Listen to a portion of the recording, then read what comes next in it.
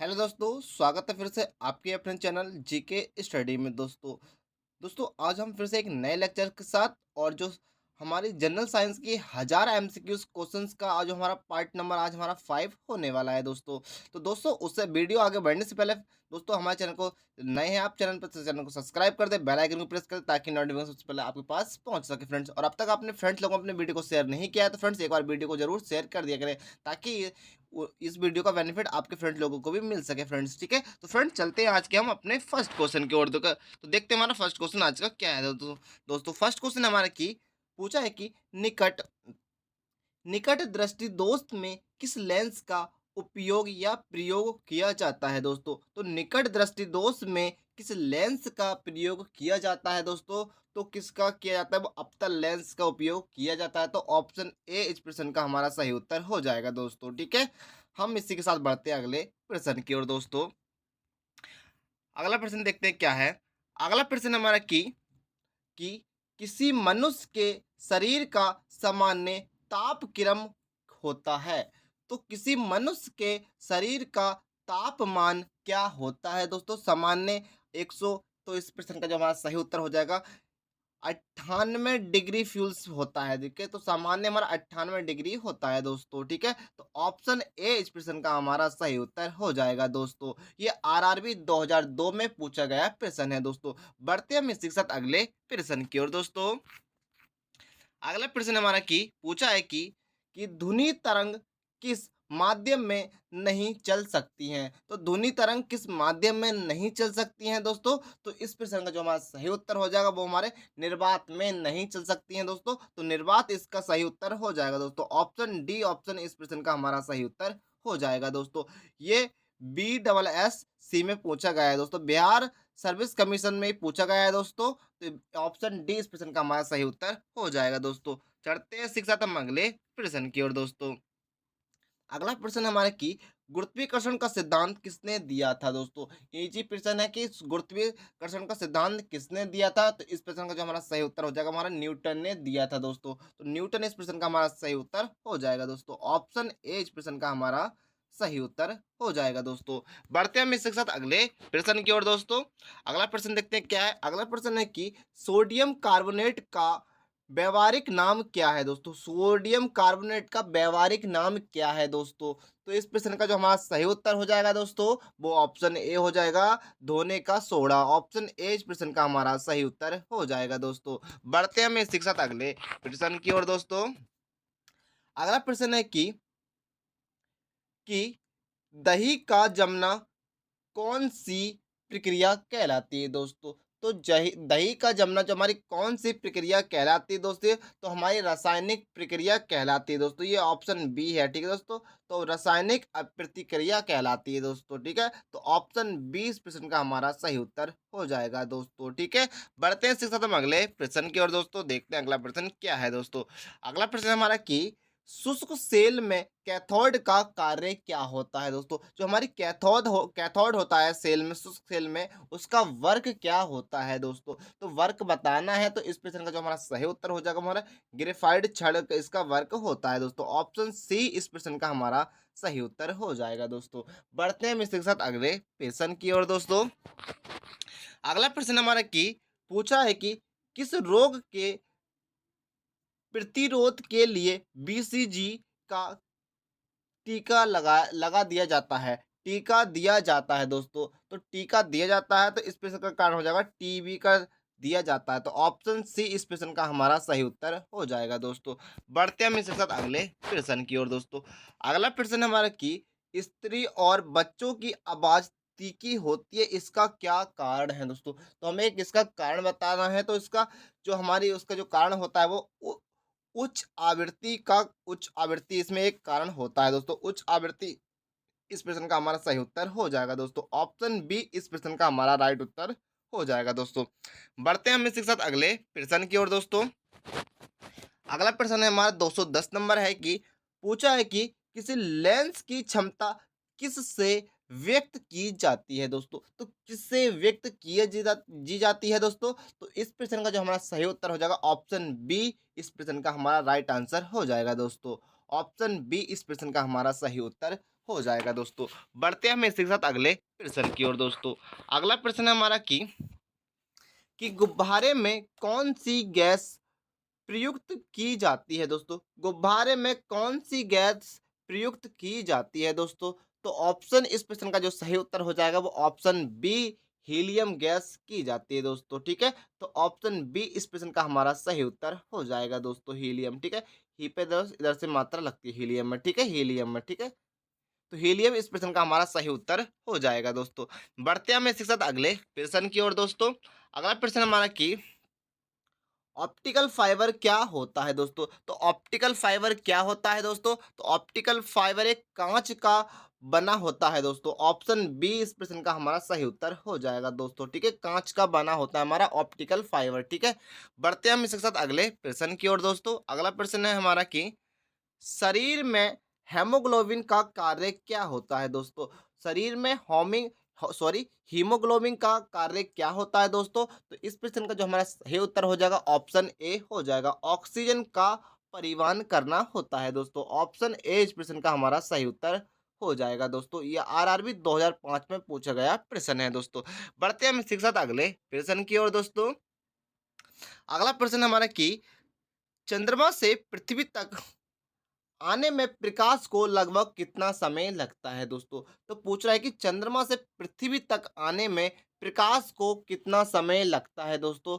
तो इस प्रश्न का जो हमारा सही उत्तर हो जाएगा ऑप्शन डी इस प्रश्न का हमारा सही उत्तर हो जाएगा। 100 सेकंड लगते हैं दोस्तों। ऑप्शन डी इस प्रश्न का हमारा सही उत्तर हो जाएगा दोस्तों। बढ़ते हैं हम इसके साथ अगले प्रश्न की ओर दोस्तों। देखते हैं क्या है अगला प्रश्न हमारा।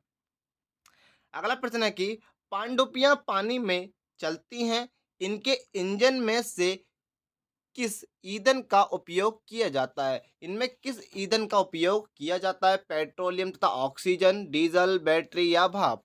तो इस प्रश्न का जो हमारा सही उत्तर हो जाएगा दोस्तों 215 नंबर का। तो इसमें भाप का उपयोग किया जाता है दोस्तों। ऑप्शन डी इस प्रश्न का हमारा सही उत्तर हो जाएगा दोस्तों। ऑप्शन डी इस प्रश्न का हमारा सही उत्तर हो जाएगा दोस्तों। अगला प्रश्न हमारा फोटोग्राफ में मुख्य रंग कौन से होते हैं दोस्तों? हमारी जो फोटोग्राफ खींचती है, पासपोर्ट साइज है कोई भी फोटो होती है, उनमें कौन से मुख्य कलर होते हैं दोस्तों? तो इस प्रश्न का जो हमारा सही उत्तर हो जाएगा ऑप्शन सी हो जाएगा, लाल, नीला और हरा फ्रेंड्स, ठीक है? इसी से हमारे सारे कलर बन जाते हैं दोस्तों। ठीक, ऑप्शन सी इस प्रश्न का हमारा सही उत्तर हो जाएगा दोस्तों। बढ़ते हैं हम इसी के साथ अगले प्रश्न की ओर दोस्तों। अगला प्रश्न हमारा कि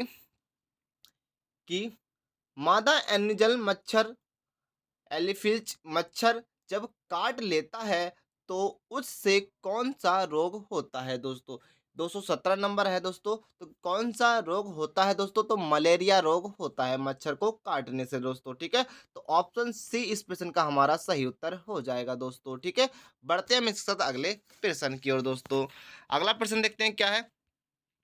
अगला प्रश्न हमारा कि वयस्क व्यक्ति का हृदय 1 मिनट में कितनी बार धड़कता है दोस्तों? तो कितनी बार धड़कता है दोस्तों? तो इस प्रश्न का जो हमारा सही उत्तर हो जाएगा ऑप्शन बी इस प्रश्न का हमारा सही उत्तर हो जाएगा दोस्तों। 72 बार धड़कता है, ठीक है? किसी भी हृदय का, बस मनुष्य का हृदय, ठीक है दोस्तों? या किसी व्यक्ति का। तो ऑप्शन बी इस प्रश्न का हमारा सही उत्तर हो जाएगा दोस्तों।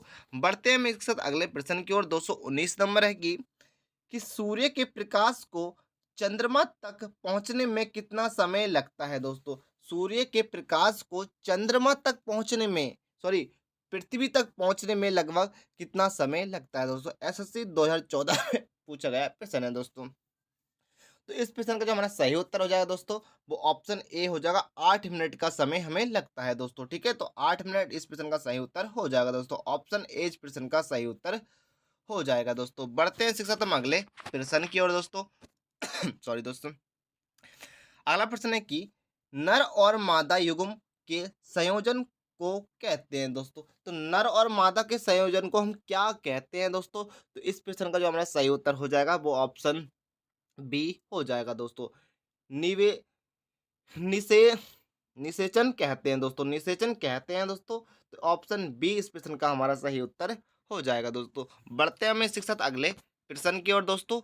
221 नंबर प्रश्न है हरी मेहंदी में निम्न में से कौन सा पदार्थ पाया जाता है? किसके कारण वह लाल हो जाती है दोस्तों? तो इस प्रश्न का जो सही उत्तर हो जाएगा वो ऑप्शन ए हो जाएगा। लाइसोन के कारण वो लाल हो जाती है दोस्तों। लाइसिन इस प्रश्न का हमारा सही उत्तर हो जाएगा दोस्तों। ऑप्शन ए इस प्रश्न का हमारा सही उत्तर हो जाएगा दोस्तों, ठीक है। बढ़ते हैं हम इसके साथ अगले प्रश्न की ओर दोस्तों। अगला प्रश्न हमारा कि चूने में पानी मिलाने पर कौन-सी गैस निकलती है दोस्तों? तो इस प्रश्न का जो हमारा सही उत्तर हो जाएगा ऑप्शन बी हो जाएगा, कार्बन डाइऑक्साइड मिलती है दोस्तों, ठीक है? हमारी निकलती है कार्बन डाइऑक्साइड। हमारे जब चूने की हम रिएक्शन कराते हैं तो आपने बजा पढ़ा होगा, तो उसमें कार्बन डाइऑक्साइड निकलती है ऑप्शन। तो ऑप्शन बी इस प्रश्न का हमारा सही उत्तर हो जाएगा दोस्तों। बढ़ते हैं हम इसके साथ अगले प्रश्न की ओर दोस्तों।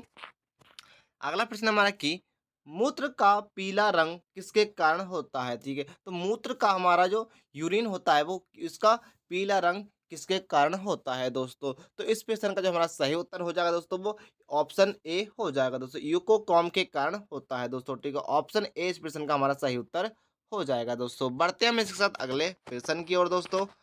अगला प्रश्न हमारा कि फाउंटेन पेन का आविष्कार कौन था? ठीक है, आविष्कार कौन था? ये किसने किया? ठीक है दोस्तों, फाउंटेन पेन का आविष्कार कौन था? तो कौन था दोस्तों? कौन राइटर का नाम पूछ रहा है, तो कौन था दोस्तों? इस प्रश्न का जो हमारा सही उत्तर हो जाएगा वो फ्रेंड्स कौन था? वो हमारे ऑप्शन डी वाटर, हाँ सॉरी, वाटरमैन थे दोस्तों। इस फाउंडर पेन का आविष्कार जो किसने किया था? हमारा वाटरमैन ने किया था दोस्तों, ठीक है। ऑप्शन डी इस प्रश्न का हमारा सही उत्तर हो जाएगा दोस्तों, ठीक है। बढ़ते हैं मैं इसके साथ अगले प्रश्न की ओर दोस्तों। उससे पहले आप चैनल पर नए हैं तो चैनल को सब्सक्राइब कर दें, बेल आइकन को प्रेस करें ताकि नोटिफिकेशन सबके पास आपके पास पहुंच सके दोस्तों, ठीक है। और फ्रेंड्स आपको वीडियो पसंद आए तो वीडियो को लाइक करें, कमेंट्स करें और ज़्यादा से ज़्यादा अपने फ्रेंड्स लोगों में शेयर जरूर कर दिए दोस्तों, ठीक है। और प्रश्न है हमारा कि किस तत्व के कारण मनुष्य में एनीमिया रोग होता है दोस्तों? एनीमिया रोग किसके कारण होता है मनुष्य के? तो अब फ्रेंड्स आयोडीन, कैल्शियम, आयरन या पोटेशियम। तो इस प्रश्न का हमारा सही उत्तर हो जाएगा वो हमारा आयोडीन के कारण होता है दोस्तों। तो ऑप्शन ए इस प्रश्न का हमारा सही उत्तर हो जाएगा दोस्तों। बढ़ते हैं हम अगले प्रश्न की ओर दोस्तों। अगला प्रश्न हमारा कि कौन सा सॉरी निम्न में से कौन जीवाश्म ईंधन नहीं है दोस्तों? तो कौन जीवाश्म ईंधन नहीं है दोस्तों? कोयला है हमारा, कोयला, पेट्रोलियम, नाइट्रोजन और जल गैस। तो फ्रेंड्स हमारा ऑप्शन सी इस प्रश्न का हमारा सही उत्तर हो जाएगा दोस्तों। नाइट्रोजन एक गैस है दोस्तों, ये हमारे कोई फ्यूल नहीं, ईंधन नहीं है दोस्तों, ठीक है। तो कार्ब नाइट्रोजन इस प्रश्न का सही उत्तर हो जाएगा दोस्तों। ऑप्शन सी इस प्रश्न का सही उत्तर हो जाएगा दोस्तों। और ये आरआरबी 2008 में पूछा गया प्रश्न से इंपोर्टेंट प्रश्न आप लगा सकते हैं दोस्तों, ठीक है। अगला प्रश्न है हमारा कि पक्षियों और कीटों के पंख कैसे होते हैं दोस्तों? तो पक्षियों और कीटों के पंख कैसे होते हैं दोस्तों? तो हमारे समवर्ती होते हैं दोस्तों। समवर्ती हमारा ऑप्शन सी दे रखा है, तो ऑप्शन सी इस प्रश्न का हमारा सही उत्तर हो जाएगा दोस्तों, ठीक है। एसएससी 2015 में पूछा गया प्रश्न हमारा, ठीक है दोस्तों। बढ़ते हैं हम इसके साथ अगले प्रश्न की ओर दोस्तों।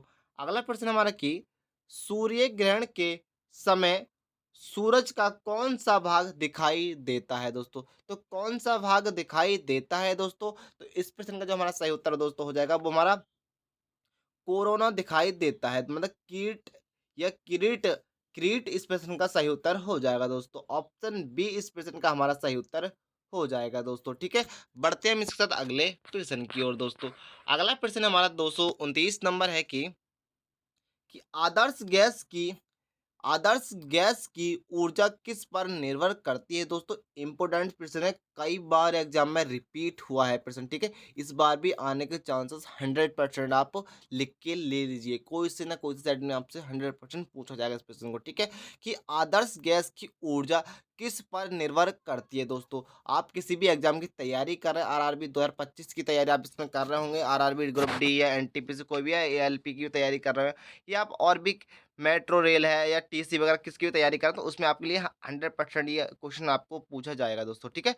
तो आपको बताना है कि आदर्श गैस की ऊर्जा किस पर निर्भर करती है दोस्तों? तो इस प्रश्न का जो हमारा सही उत्तर हो जाएगा वो हमारे मोलों की संख्या पर निर्भर करती है दोस्तों। अधिकतर लोग हमारे क्या इस प्रश्न का सही उत्तर जो देते हैं हमारे दाब पर देते हैं दोस्तों। दाब इस प्रश्न का हमारा गलत उत्तर है दोस्तों, गलत आंसर है तो मोलों की संख्या पर निर्भर करती है आदर्श गैस, ठीक है। आपने अच्छे से पढ़ा होगा आदर्श गैस के बारे में, ठीक है। तो मोलों की संख्या पर हमारी आदर्श गैस ऊर्जा निर्भर करती है दोस्तों, ठीक है। तो ऑप्शन डी इस प्रश्न का हमारा सही उत्तर हो जाएगा दोस्तों। और ये देखो कितनी बार रिपीट हुआ है किसी किसी नए एग्जाम में, ठीक है दोस्तों। इसी के साथ हम बढ़ते हैं अगले प्रश्न की ओर दोस्तों। अगला प्रश्न हमारा कि निम्न में से कौन सा लोहा अयस्क है दोस्तों? तो लोहा अक्ष है बॉक्साइट, मैग्नाइट या लिग्नाइट या नाइट्राइट। तो इस प्रश्न का जो हमारा सही उत्तर हो जाएगा दोस्तों, वो ऑप्शन बी हो जाएगा मैग्नाइट। ठीक है, तो मैग्नाइट इस प्रश्न का हमारा सही उत्तर हो जाएगा दोस्तों। ऑप्शन बी इस प्रश्न का हमारा सही उत्तर हो जाएगा दोस्तों। और ये एसएससी 2011 में पूछा गया प्रश्न है दोस्तों। बढ़ते हैं हम इसके साथ अगले प्रश्न की ओर दोस्तों। अगला प्रश्न है 231 नंबर है कि वायु के तापमान में परिवर्तन से ध्वनि का कौन सा गुण प्रभावित होता है दोस्तों? तो गुण हमारा कौन सा प्रभावित होता है? कौन सा गुण? तरंगदैर्घ्य, विस्तार और भी होंगे इसमें दोस्तों, तीव्रता या आवृत्ति। तो इस प्रश्न का जो हमारा सही उत्तर हो जाएगा हमारा आवृत्ति हो जाएगा दोस्तों। आवृत्ति इस प्रश्न का हमारा सही उत्तर हो जाएगा। तो ऑप्शन डी इज इसका राइट आंसर हो जाएगा दोस्तों। बढ़ते हैं इसके साथ हम अगले प्रश्न की ओर दोस्तों। अगला प्रश्न है कि निम्नलिखित में से कौन सा भारतीय पक्षी विज्ञान विशेषज्ञ व्यक्ति था दोस्तों? तो कौन सा इस प्रश्न का जो सही उत्तर हो जाएगा दोस्तों? तो ऑप्शन ए हो जाएगा, डॉक्टर सलीम अली इस प्रश्न का सही उत्तर हो जाएगा दोस्तों। ऑप्शन ए इस प्रश्न का सही उत्तर हो जाएगा दोस्तों। बढ़ते हैं हम इसी के साथ अगले प्रश्न की ओर दोस्तों। अगला प्रश्न हमारा कि प्रकाश में ध्रुवण की घटना से ये सिद्ध होता है कि प्रकाश तरंग है। तो प्रकाश तरंग है या नहीं, ये सिद्ध होता है दोस्तों। तो इस प्रश्न का जो हमारा सही उत्तर हो जाएगा अनुप्रस्थ के कारण होता है दोस्तों। ठीक है, अनुप्रस्थ इस प्रश्न का सही उत्तर हो जाएगा। ऑप्शन सी इस प्रश्न का हमारा सही उत्तर हो जाएगा दोस्तों। और ये आरआरबी 2004 में पूछा गया प्रश्न है दोस्तों। ठीक है, बढ़ते हैं इसके साथ अगले प्रश्न की ओर दोस्तों। अगला प्रश्न हमारा 234 नंबर है कि कोणीय संवेग निम्न में से किसके बराबर होता है? तो 234 नंबर का प्रश्न होता है, तो हमारा वो किसके बराबर होता है? कोणीय संवेग। तो हमारा जड़त्व आघूर्ण और इंटू कोणीय वेग के बराबर होता है दोस्तों। ऑप्शन ए इस प्रश्न का हमारा सही उत्तर हो जाएगा दोस्तों। बढ़ते हैं हम इसके साथ अगले प्रश्न की ओर दोस्तों। अगला प्रश्न देखते हैं 235 नंबर है कि विकास का सिद्धांत किसके द्वारा प्रतिपादित किया गया है दोस्तों? तो विकास का सिद्धांत किसके द्वारा प्रतिपादित किया गया है दोस्तों? तो इस प्रश्न का जो हमारा 235 नंबर का जो सही उत्तर हो जाएगा वो हमारे डार्विन के द्वारा प्रदर्शित किया गया है दोस्तों। ऑप्शन डी इस प्रश्न का हमारा सही उत्तर हो जाएगा दोस्तों। बढ़ते हैं हम इसके साथ अगले प्रश्न की ओर। 236 नंबर है कि द्रव चलित ब्रेक किसके नियम पर कार्य करता है? तो किस नियम पर कार्य करता है दोस्तों? तो इस प्रश्न का हमारा सही उत्तर हो जाएगा ऑप्शन ए हो जाएगा, द पास्कल नियम के ऊपर कार्य करता है दोस्तों। एसएससी 2015 में पूछा गया प्रश्न है दोस्तों। ऑप्शन ए इस प्रश्न का हमारा सही उत्तर हो जाएगा दोस्तों। बढ़ते हैं हम इसी के साथ अगले प्रश्न की ओर दोस्तों। अगला प्रश्न है हमारा कि 237 नंबर है कि टीबिया नामक हड्डी किस में पाई जाती है दोस्तों? टीबिया नामक हड्डी किस में पाई जाती है? आरआरबी 2004 में पूछा गया प्रश्न है। तो इसका उत्तर जो हमारा हो जाएगा दोस्तों 237 नंबर का वो ऑप्शन बी हो जाएगा दोस्तों। तो ये हमारी टांग में पाई जाती है, टेबिया नामक हड्डी हमारे टांग में पाई जाती है दोस्तों। ऑप्शन बी इस प्रश्न का हमारा सही उत्तर हो जाएगा दोस्तों। ठीक है, बढ़ते हैं शिक्षक हम अगले प्रश्न की ओर दोस्तों। अगला प्रश्न हमारा कि 238 नंबर है कि किसी वस्तु का भार उस समय न्यूनतम होता है जब उसे रखा जाता है दोस्तों। समझिए एक बार क्वेश्चन फिर से कि क्या कह रहा है कि थोड़ा टिपिकल क्वेश्चन है कि किसी वस्तु का भार उस समय न्यूनतम होता है जब उसे रखा जाता है। कहने का मतलब है चलाया उसके साथ चलते हैं लेकिन तो उसका भार न्यूनतम नहीं रहता है। रख एक जगह दूसरी जगह रखा है तो भी नहीं, हाथ में टांगा तो भी नहीं, बट उसे एक जगह रखा जाता है तब उसका मान क्या हो जाता है? हमारा न्यूनतम हो जाता है दोस्तों। तो इस प्रश्न का जो हमारा सही उत्तर हो जाएगा दोस्तों 238 नंबर का, वो हमारे पृथ्वी के केंद्र पर होता है दोस्तों। कहने का मतलब centre, earth of the centre point. ठीक है, तो सेंटर पे होगा ये, तो ऑप्शन डी इस प्रश्न का हमारा सही उत्तर हो जाएगा दोस्तों। इंपोर्टेंट प्रश्न है, या हर बार एग्जाम में पूछा लेता है। और देखो और ना और यूपी पीसीएस में इस प्रश्न को पूछा गया है दोस्तों 2015 के अकॉर्डिंग। इतना इंपोर्टेंट ये प्रश्न था दोस्तों। ठीक है, तो बढ़ते हैं अगले प्रश्न की ओर दोस्तों। अगला प्रश्न हमारा 239 नंबर है कि कि बारूद बनाने में निम्नलिखित में से किस का एक इस्तेमाल किया जाता है दोस्तों? तो किसका किया जाता है दोस्तों? एनडीए 2015 में पूछा गया है, मोस्टली इम्पोर्टेंट प्रश्न है दोस्तों। तो किसका उपयोग किया जाता है दोस्तों? ऑप्शन बी, इसमें पोटेशियम और नाइट्रेट का उपयोग किया जाता है हमारे क्या बारूद बनाने में दोस्तों, ठीक है। ऑप्शन बी इस प्रश्न का हमारा सही उत्तर हो जाएगा दोस्तों। बढ़ते हैं इसी के साथ हम अगले प्रश्न की ओर दोस्तों। अगला प्रश्न हमारा कि पानी कि पानी के एक गिलास में एक बर्फ का टुकड़ा तैर तैरता रहता है तैरता है तैर रहा है।